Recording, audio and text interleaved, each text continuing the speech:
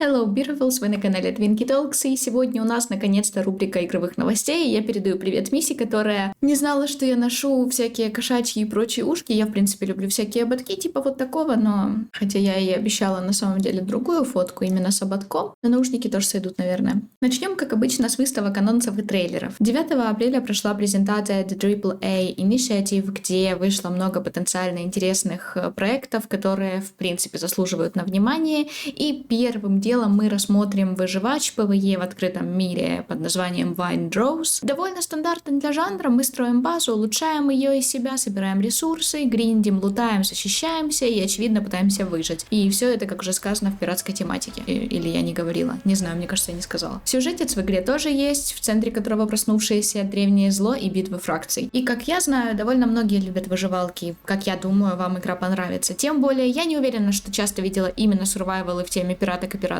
Сама я не фанатка, однако демо-версию мы с сестрой опробовали еще пару месяцев назад, кажется. Эта игра на данный момент выхода видео уже должна была релизнуться в раннем доступе, и я также посмотрела отзывы на нее на данный момент записи видео, у меня 17 апреля, и я также посмотрела на нее отзывы на данный момент записи видео, у меня 17 апреля, на странице Steam у игры 87% положительных отзывов. В основном негатив был про то, что мир пока пустоват или немножко сырой, но в целом таких отзывов было довольно мало, поэтому, я смотрела навскидку, так что да. Далее показали довольно ожидаемый многими анонс игры от Klei Entertainment, компании, сделавшей небезызвестный Don't Starve. Это Don't Starve Elsewhere. Игра у нас не DLC, не спин-офф, если что, а полноценная такая новая часть. Правда, если честно, глядя на трейлер, я бы не подумала лично, что это прям именно отдельное произведение. Ну, да ладно. У нас якобы будет новый опыт выживания, но при этом с сохранением всеми полюбившимися и привычными особенностями Don't Starve, включая кооп режим, кстати. Обустройка базы, гриндинг, выживание, что понятно, останутся и приобретут также разные новые механики. Мир, имеющий процедурную генерацию, обещает быть разнообразным и также имеет особенности погодных условий разных биомов. Еще было упомянуто о тумане, который будет там либо помехой, либо мы можем попытаться раскрыть его тайны, если рискнем. Страница в Steam уже есть, однако даты релиза пока что нет. Ковбойский кооп-шутер с роботами Far Far West позволит оказаться на Диком Западе с проклятыми шахтами, скелетами и поездом-призраком. В общем, как вы поняли, не исторически достоверное, а фантастическое приключение в сеттинге вот этих вот ваших вестернов. В основе лежат битвы с боссами, различные улучшения себя и оружия. Это, кажется, около забавная игра, конечно, несерьезная, но порой как раз такое и нужно, чтобы просто почилить с подружками и не напрягаться особо. Релиз намечен на 28 апреля. Далее я хочу упомянуть игру под названием Machine Party, и она может кому-то показаться смутно знакомой, потому что ее делали совместно с компанией, создавшей игру Buckshot Roulette. Это у нас командная игра до 4 играющих, только испытания тут довольно, знаете, жестокие вообще-то. Суть в том, чтобы быть циничными и подставить своих близких в разных мини-играх, чтобы выжить в итоге самой. И еще я заметила, что в описании игры сказано, мол, там будет кастомизация, но на скринах почему-то и в трейлере я не заметила ни одного женского скина. Так что тут я только хочу как бы упомянуть про игру, но... Ну, вы поняли, девочки. Лично я сама ни играть, ни покупать не буду из принципа, по крайней мере, пока не увижу, что там вообще есть весь кастом. Потому что для меня вообще максимально странно видеть игры с кастомизацией, где нет настройки женских аватарок. Ну, то есть... Я предполагаю, что там их нет, потому что нам их вроде как не показали. Это бесит меня и ставит в ступор, наверное, порой даже больше, чем те, когда мы просто без выбора ГГшечки играем там за, просто за мужика, например. Потому что, у вас есть кастомизация, и у вас нет кастомизации для всех. Это какой-то сюр. Может, я просто ошибаюсь, и они там будут? Тогда окей, претензия отпадет. Выход игры, кстати, запланирован на 3-й квартал этого года. Человый оффроуд-симулятор Over the Hill позволит нам управлять внедорожниками и приключениями по миру. По ходу игры будет открываться все больше автомобилей и их улучшений. Там будут разные задания, одиночные и многопользовательские режимы. Долины и горы, смены погодных условий времени суток, некоторые трудности тоже. Местности игры вдохновлены реальными местами мира, к слову. И если у вас все еще есть вопрос о том, в чем вообще суть игры, то это просто для расслабления, вдохновения даже возможно. Просто посидеть, поглядеть на красоты, также с помощью встроенного фоторежима поскринить красивые пейзажики и просто отдохнуть без особого напряга или мыслительных задач. Выйдет она в 2026 году, точной даты нет, но с 24 по 26 апреля будет открытый плейтест.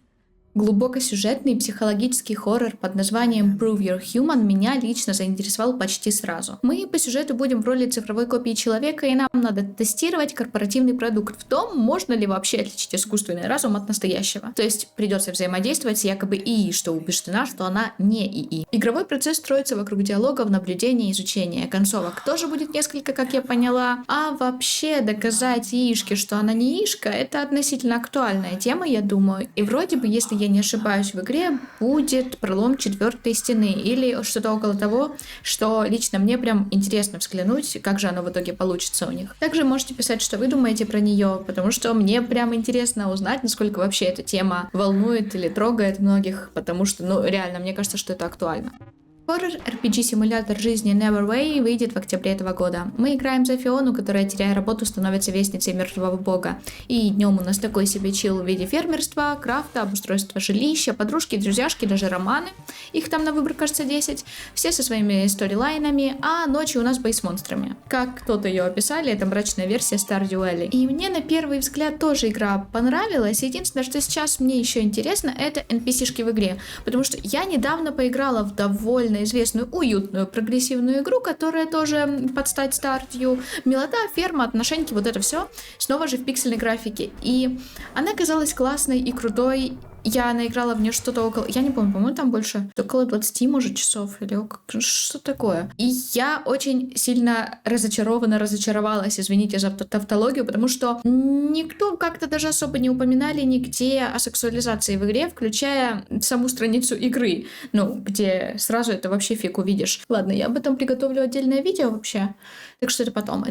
А Neverway у нас, как я упоминала, выйдет в октябре, но прямо сейчас уже можно заценить ее бесплатный пролог в Steam. Еще одна крафт-выживалка со строительством баз на летающих островах была показана. Это Solarpunk. Мне кажется, что несмотря на довольно, нишевость, но наоборот, я не смогла подобрать слово, поэтому пусть будет, несмотря на не нишевость жанра, как по мне, крафт-сурвайвалом не так-то легко выделиться среди других себе подобных. Будто я вижу много людей, кто любят это, но не то, чтобы они станут переходить и пробовать что-то новое, и прямо такие все крафтивки, строилки, которые выходят, или уходить от каких-то более привычных, знаменитых, базовых того же жанра. Так вот, к чему я это вообще? Эта игра показалась мне достойной внимания чисто из-за атмосферы. Это при том, что сама я снова же не фанатка жанра. Игра с приятным вайбом, уютная, и будто, знаете, даже цветовая гамма какая-то приятная, спокойная. И вроде все по стандарту относительно база, ресурсы, улучшения, а также кооп, одиночные режимы, но при этом есть что-то в ней прикольное, необычное. Например, у нас есть собственный дирижабль в этом технологически продвинутом мире. И что мне особенно понравилось, в описании Solarpunk сказано, что в игре нет эксплуатации животных. Я такие описания вижу не то чтобы часто, если хорошо относиться к крюшкам, они могут найти трюфели. Курочки тоже есть, а кушаем мы при этом фрукты и овощи нами выращенные. Итак, выйти она должна 30 апреля, но в раннем доступе. Следом у нас тоже игра, где есть зверьки, и мы буквально за них играем, только в более мрачном мирке. Такой у нас, как всегда, разнообразный выпуск выходит с явными параллелями. Итак, это Last Railway, кооперативный 2D roguelike хоррор для 4. Лут, монстры, боссы и все ради того, чтобы двигаться дальше. Выжить нужно ради того, чтобы лутаться, а лутаться ради того, чтобы выжить. Поезд в игре должен нестись вперед, и для этого нам нужно предпринять все меры, спускаясь в опасные подземелья за топливом и прочим, что можно схватить с собой. С каждым уровнем ниже становится сложнее. Даты выхода у этой игры пока тоже нет. Следующая игра некоторыми моментами меня тоже подбесила, но не настолько, чтобы не упомянуть ее, потому что все равно довольно необычно. Final Sentence — литовский хоррор-симулятор до 40 людей. Это у нас батл-рояль по печатанию текста. Буквально. А хоррор, потому что за любую ошибку, промах или промедление ты получаешь пульку в височек. Помимо королевской битвы на печатных станках, есть также режим дуэли и приватное лобби с собственными настройками. Помимо спортивного интереса, я считаю, что игра также помогает развивать моторику довольно неплохо, потому что вы буквально должны сидеть и быстро печатать, стараясь не делать ошибок и, возможно, даже не глядя на клавиатуру. Звучит прикольно, как мне кажется. Если что, она уже вышла еще 9 апреля и имеет 82% положительных отзывов на момент записи этого видео. Cross-Trail Craft выживач, да, еще один, только этот еще и шутер, где наша база — это поезд, а все вокруг ледяное морозное месиво. Тут снова в коопе или самостоятельно мы должны крафтиться, улучшать вагоны, отбиваться от монстров в метели, а походы за лутом будут грозить обморожением. Сама игра выйдет в раннем доступе в 4-м квартале 2026 года, но в Steam можно запросить доступ на плейтест. Alabaster Down — ролевой экшен со сложной боевой системой. Некая тень Никс пленила мир, создав из него пустошь, а главная героиня нашла свою миссию в том, чтобы пробудить человечество и изгнать тень. Мы играем за Юнон, у которой будут доступны 4 стихии. Это природа, энергия, огонь и лед. Также 8 разных видов оружия, смена билдов прямо в драке и комбо-атаки. И у нас будет даже возможность взять напарницу в путешествие. Не знаю, одну ли или будет несколько на выбор, но другие NPC-шки там тоже будут. Релизнится игра в раннем доступе 7 мая, но демо-версию вы можете заценить уже сейчас. Кстати, еще кое-что выдали Klei Entertainment, на этот раз действительно спин-офф под названием Away Team к довольно известной Oxygen Not Included. По ошибке, отправленной на чужую планету, мы оказываемся в странном новом мире, где должны взять под контроль симуляцию в реальном времени, чтобы выжить. В этом симуляторе строительство базы мир реагирует на каждое действие. Создать себе жилище, добывая энергию, пищу и кислород, чтобы выжить и процветать, будет нелегко. Если вы знакомы с основной игрой, то точно это знаете. Честно говоря, для меня эта игра в целом кажется сложной и не самой понятный, не то чтобы я прям сильно пыталась разобраться, но anyway. Даты выхода пока нет, но на плейтест можно кинуть заявку уже. Starseek Astroneer Expeditions — некая КО-приключенческая песочница во вселенной Astroneer, но не сиквел. В распоряжении у нас будет продвинутый набор инструментов для проведения экспедиций, в ходе которых мы увидим разные опасности, существ, аномалии и флору космоса. Экипаж живет на общей космической станции, где все планируют вылазки, прокачивают технологии, даже общаются между собой, хотя акцент также сделан на совместное выживание в глубоком космосе, но в одиночку все равно возможно. Даты релиза пока что нет. Следующий трейлер к игре Crow — симулятор фермерства и хоррор в одном лице. Сегодня вообще в выпуске будто много симуляторов и выживачей по ощущениям. Итак, в игре методичная работа на ферме сочетается с нарастающим напряжением, свойственным детективному триллеру.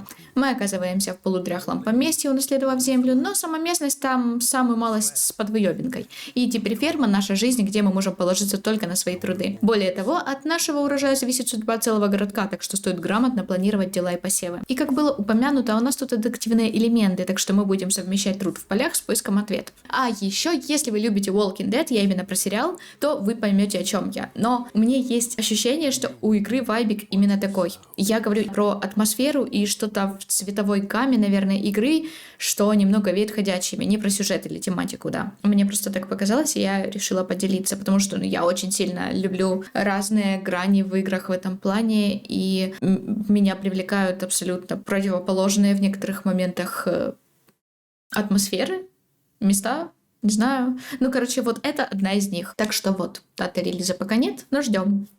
А мы с вами идем далее. Увидела трейлер игры, который на первый взгляд напомнил мне немного смесь игр Hellmart и That's Not My Neighbor. Это Shift at Midnight. Кооперативный хоррор до 3 играющих отправляет нас на заправку, где нужно будет в случайно сгенерированных уровнях пополнять товары, следить за порядком и чистотой, обслуживать людей и не совсем людей тоже, в чем, собственно, и суть. Наблюдать и допрашивать всех, чтобы вычислить двойников. И если вы пропустите доппельгангеров, то в итоге вам придется защищаться уже от монстров с помощью баррикад, ловушек, оружий и пряток. Запланированная дата выхода игры 28 мая, но уже доступна демо-версия в Steam.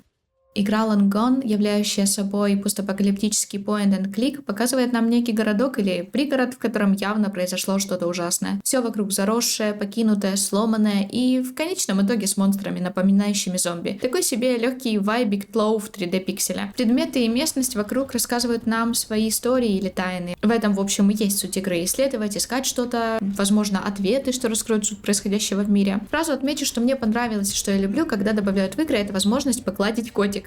У меня даже когда-то были подборки игр с такими штуками в инсте, и может потом я сюда что-то более масштабное сделаю. Так вот, хотя ГГ у нас снова мужчина, но мне лично тут сама суть игры понравилась. Я люблю обыскивать все вокруг, тыкать куда вижу, влазить в чужие шкафчики, не волнуйтесь, только в играх, читать записочки, и прочее подобное. Кстати, еще насчет зомби, я так поняла, что боев в игре нет, только разные головоломки или диалоги. Релиз игры состоится в 2027 году. Too Deep to Quit — очередная игра для коопа с подружками. Сделана она для игры от 1 до 4 людей, в которой нужно выживать и исследовать вместе. А суть игры в том, чтобы спускаться в разные храмы или всякие забытые места с кучей ловушек и, во-первых, выжить, а во-вторых, налутать разного всякого золотишка или артефакт. В игре также есть помимо ловушек монстры, зачастую пауки или змеи. Выглядит сама по себе она слегка комично, но это в целом часто в подобного рода играх. Выход игры запланирован на 2026 год. Следующая игра тоже мультиплеер песочница, но мне показалось, что она более чиловая, забавная и милая, чем прошлое. Это Sledding Game. В ней планируется до 50 человек, как говорит соло-разработчик в одном лобби, которые смогут вместе кататься с гор, строить трамплины, бросаться снежками, лепить снеговиков и при этом все в скинах разных животных. Чат с определением расстояния, чтобы общаться между собой и толпой или с криком проноситься мимо на санках, добавляет прикольненького антуража. Еще в игре сети, которые может вас пнуть, и забавная физика. Запланирован релиз на 1 мая, но в Steam есть демка, чтобы продать игру уже сейчас. Последнее, что я хочу упомянуть с этой презентации, это игра, которую вообще я уже давно видела на каких-то других показах, но почему-то еще не добавляла в видео раньше. Это стелс-экшен про ограбление Dig as Thieves. Действие происходит в альтернативной Шотландии 1910-х годов. Мы играем, как уже понятно из контекста, за воров гильдии, можем как в одиночку, так и в коопе. Итак, в игре нам предстоит делать вылазки, чтобы добыть реликвии и раскрыть тайны города. Магия и технический процесс позволяют нам импровизировать, скрытно проходя разные уровни, в которых по мере прогресса появляется все больше осложнений. Например, система охраны, схемы расстановки часовых и прочее. Для тех, кто любит стелс-игры, я полагаю, будет неплохо хотя бы попробовать. Выйдет эта игра 20 мая этого года. Мне лично она завоевала немножко смесью Dishonored и... Господи, я забыла название игры. Это знаменитая игра. У нее вайб тот очень похож. Короче, если кто-то меня понял, напишите в комах, я реально вообще из головы вылетело название. Кстати, я не упомянула некоторые игры, о которых уже рассказывала в прошлых выпусках игры новостей, но вот я не уверена, насколько это нужно или не нужно делать, потому что кто-то может услышать информацию повторно, а кто-то, может быть, услышит ее впервые. Ну, конечно, надо об этом подумать. Ладно, идем дальше. Помимо всего прочего, буквально в момент, когда я писала вот это видео, когда я записывала, делала себе текстики, прошла Xbox First Look, в которой показали трейлер к новой части Метро. Я честно скажу, я не люблю эту серию, хотя когда-то я прошла Метро Exodus, потому что в целом тут эффект сталкера, но для меня лично все даже хуже кажется, чем там. Потому что хоть тут и добавляли женщин на второстепенные роли, но при этом женщины, появляющиеся в серии, были часто сексуализированы или объективированы, включая гарем, стрип-клубы, подобие проституированности, а также некоторые из них чисто созданы для ГГшки мужика, с которым обязательно надо показать сцены занятия любовью. И типа, когда вы добавляете женщин настолько выборочно, ясно для чего и плохо прописано, ну, я не удивлена, что там почти вся команда из мужчин, в общем. Я видела, как кто-то писали, что жаль, что все эти сцены, мол, даже нельзя пропускать. Я еще была на секунду понадеялась, что сюда добавят женщину, главную героиню, узнав, что в новое Метро вообще будет не тот же старый ГГшка, но да, я ошиблась, и это было логично. Новый мужичок, те же приключения и борьба со злом, плюс личная история, судя по всему, либо ненадежный рассказчик, ну, или мне так показалось из-за его галлюцинаций, либо просто чел с травмой. Сам трейлер в целом сделан неплохо, особенно элементы хоррора мне понравились. Плюс показали долю геймплея, хотя я предполагаю, что это больше трейлерная, а не релиз-копия. Метро 2039 выйдет на ПК, PlayStation 5 и Xbox Series. Дата релиза пока не сказана. И еще что я хочу сказать отдельно. Я уже как-то упоминала, что у игры Прагмата были инциденты с PDF-файлами в интернете, которых буквально пришлось банить, стирать целые ветки обсуждений в Reddit. И поэтому об этом я снова повторять не буду и свое мнение тоже выдавать. Если интересно, то вот мой телеграм-канал, вы можете поискать там. Но недавно они выкатили новый предрелизный трейлер, где показали еще одну девочку. И по факту она точно такая же, как и первая, но... Вообще я не хочу долго обсуждать, сейчас что-то объяснять. Я просто верю, что те, кто хотят понять, те поймут, о чем я и почему. Взглянув на вот этот момент, просто потому что именно в этом трейлере чуть больше это было видно, типа большим планом, все такое, мне стало жутко не по себе. Во-первых, от того, что почти все эти антипрогрессивные, особенно азиатские игры или там модсо, как я вам показывала раньше в видосах про моды, очень дико делают похожие лица на якобы взрослых женщин, которых они сексуализируют подобного плана. И эта тенденция просто настолько очевидна именно сейчас на примере Прагмата и вот этой девочки, что промолчать я вообще не смогла. Во-вторых, сам вообще акт того, как они сделали маленькую девочку, меня очень напрягает. Она якобы ребенок, мы опускаем роботов, все прочее, вот это вот, потому что внешка и скин, скажем так, у нее детский, и все, тут с этим не поспоришь. Так вот, накрашенные длинные ресницы, подводка нижнего века, будто подкрашенные брови и блеск на губах. И самый кринж для меня это... Ну вот... Я еще люблю, когда они начинают на вопрос, почему у нее ноги голые у ГГшки, говорить, что вот, мол, ну, ей не холодно, она вообще-то роботка. Хорошо, ей гребать не холодно, она роботка, хрен ли она в пуховике? Ей же не холодно. Это не к тому, что я хочу, чтобы с ней сняли пуховик, это к тому, что это какая-то нелогичная связь и цепочка, которую они выдают. Ладно, и самый кринж, в-третьих, это пока я писала это видео снова же, там уже игра как бы и вышла. И тогда я зашла в обзоры ради интереса. Ну, и это, в общем-то, было моей ошибкой, потому что настолько неадекватные люди, готовые то ли шутить о подобном, то ли говорить на серьезке, я не знаю. Это не то, чтобы для меня какая-то новость. Я отлично знаю, что PDF в разы больше, чем многие могут думать. И я читала достаточно исследований, достаточно статей на этот счет. Я просматривала достаточно данных от разных бюро, организаций и прочего. Да что там, даже просто вот проследить закономерности довольно легко бывает, если ты знаешь, на что именно обращать внимание. И каждый раз дело в том, что это не становится легче. Просто... Короче, ладно, я не хочу именно в игроновостях уделять этому много времени, но вы понимаете, да? Ну вы понимаете, насколько это кринжово, насколько это мега странно, насколько это жутко, потому что если вы не понимаете, то что вообще? Я все сказала. Если я захочу раскрыть тему, потом я сделаю это в других видео просто.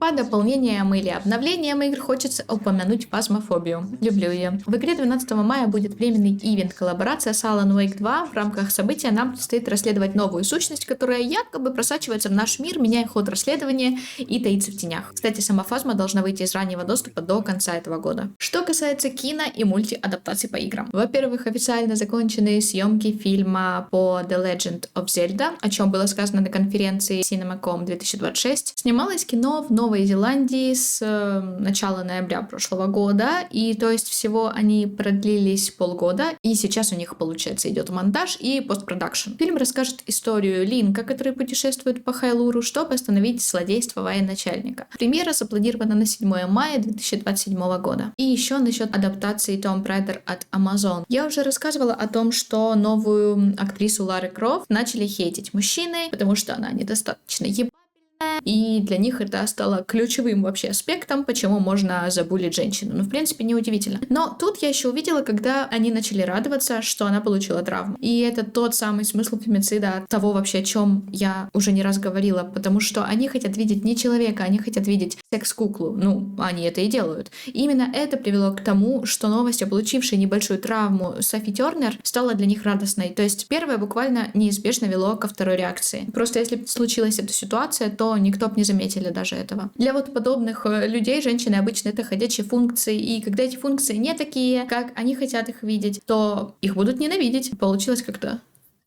не хотят видеть, ненавидеть. Ну, такая спорная рифма, конечно. И в итоге им будут желать плохого, над ними будут насмехаться, они будут говорить: ой, лишь бы не отпала грудь, или ой, главное, что тело целое осталось, а на остальное им пофиг. Ну, а вот насчет самой актрисы, до ее восстановления съемки были приостановлены, и говорили, что это должно было быть минимум 2 недели. Я не уверена точно, сколько там прошло с тех пор, но, кажется, у них вроде бы вышло быстрее, чем планировалось, и Софи уже восстановилась, так что съемки уже продолжились, и вроде как это была травма спины после физических нагрузок на площадке. Из прочих новостей индустрии я быстренько упомяну Unrun. Если кто забыли, гляньте прошлый выпуск, я там описывала суть скандальчика с Overwatch'ем и героиней с детским лицом. Так вот, они обещали изменить ее лицо, чтобы оно было ближе до ее трейлера и менее стандартизированным. Ну и выдали они, в общем-то, вот это. Я лично вижу эти мини-изменения, если что, но они просто настолько незначительны, что мне проще говорить, что их особо и нет. Они слегка ее переделали, но их слегка оказалось натянутым на пустой глобус колпаком. При этом многие, не только я, это заметили и начали делать по этому поводу мемы. Многие мужчины, конечно, обрадовались, что она осталась такой же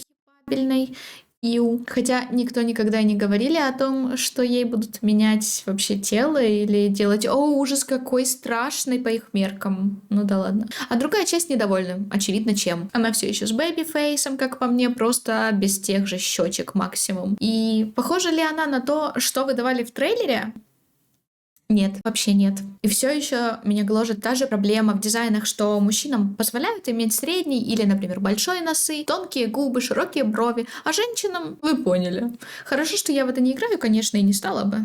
Далее о фестах, раздачах и прочем. Во-первых, хочется упомянуть, что заявки на Women's Game Fest, праздник игр для женщин, можно подавать до 1 ноября. Это место, где незамеченные женские труды могут быть видимыми и демонстрируются. Если вы разработчица, то это отличное место, чтобы подать туда заявление. О критериях и условиях можете почитать на самом сайте. А если вы играющая, то вы можете найти что-то по вкусу для себя от других женщин. Главное отличие игр, что подаются на этот фест, в том, что они должны быть ориентированы на женщин в первую очередь. И 55% аудитории должно быть женской, что, соответственно, понижает риски сексуализации или объективации женщин в этих играх. Также по распродажам в Steam это сейчас распродажи Noon to Sale, где есть скидки до 60% на бразильские игры, которые продлится до 28 апреля. Baked Games со скидками до 80% продлится до 30 числа. Также Cotton Game Publisher со скидками до 85%, которая закончится 21 числа. И еще распродажа от Raw Fury до 80%, тоже конец которой будет 27 апреля. Из скандалов и ссор в индустрии особо многого или важного сейчас нет, кроме разве что уже известных моментов. Но мне хочется упомянуть, что где-то месяц назад было много жалоб насчет предвзятости в Steam. На самом деле эти жалобы были всегда, просто почему-то только месяц назад вышла то ли новость, то ли статья об этом, я не знаю. Создательницы и создатели игр недовольны модерацией в Steam, в принципе, это не секрет,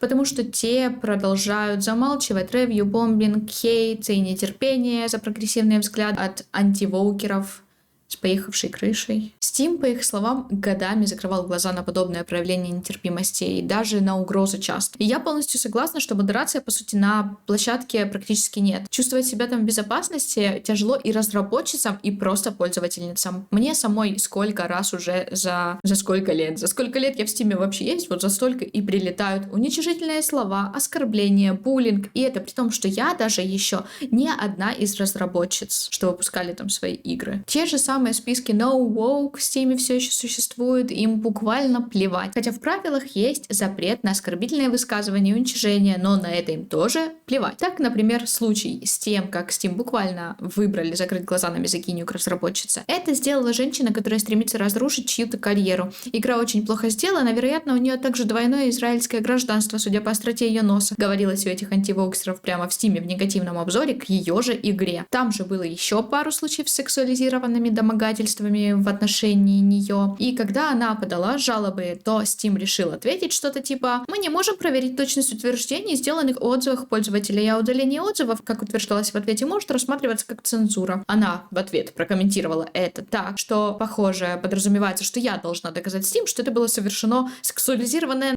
насилие надо мной, если я хочу быть защищенной от преследований по этому поводу. Мне трудно понять, где могло возникнуть недопонимание. У них была вся информация о ситуации, это очевидная позиция и их выбор. В итоге отзыв, конечно, все равно удалили, но только после того, как Lowhead, но эта женщина лично обратилась к сотруднику Steam, компании Valve, вне системы модерации. И даже сам сотрудник дал на эту ситуацию комментарий, что это было слишком много работы всего лишь из-за 2 явно необоснованных отзывов. И я думаю, что этот весь процесс модерации не работает. Большее количество подобного, конечно, тупо не доходит так далеко и в итоге игнорируется. Другие, кто публично рассказывали о проблемах с модерацией в Steam, подверглись и дальше преследованиям и в итоге просили про анонимность или просто называться только по одному имени без фамилии. Извиняюсь, дико у меня прервалась запись, и я забыла, о чем говорила. Уж простим. Да, в общем, я считаю, что модерации там действительно абсолютно недостаточно, и что многое из того, что они пропускают мимо, просто даже самые странные случаи, это очень много говорит о том, что они на самом деле из себя представляют. И если эта модерация не осуществлена системой, а не людьми, то я, конечно, могу понять такие ошибки, да, что, они пока ее не сделали лучше, но кто им мешает? Кто им мешает заняться нормально этим всем? Кто им мешает увеличить штат? Они что, маленькая индика? Я не знаю. Наверное, денег у них на это нет. Правильно.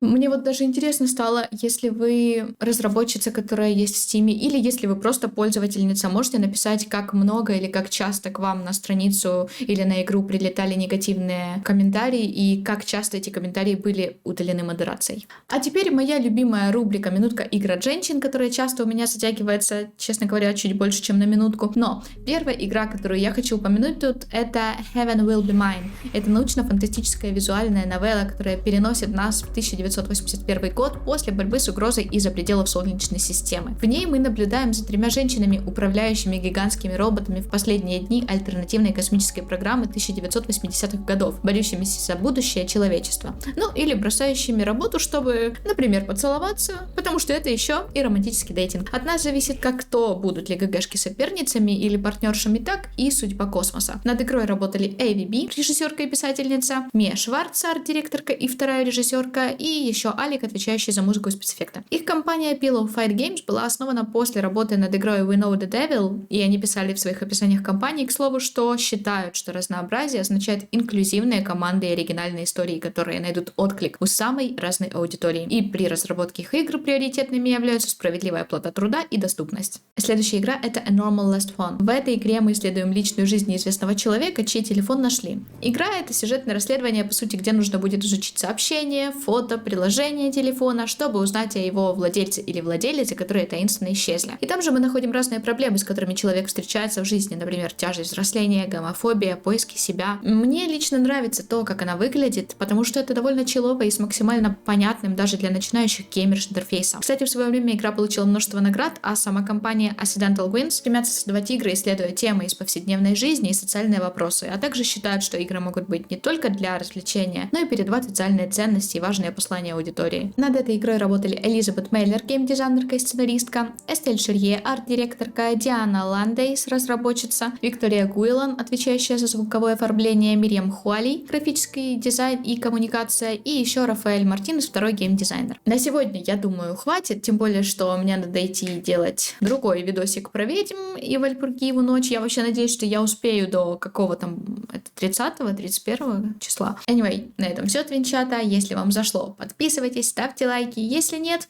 то тоже нормально. Всем пока!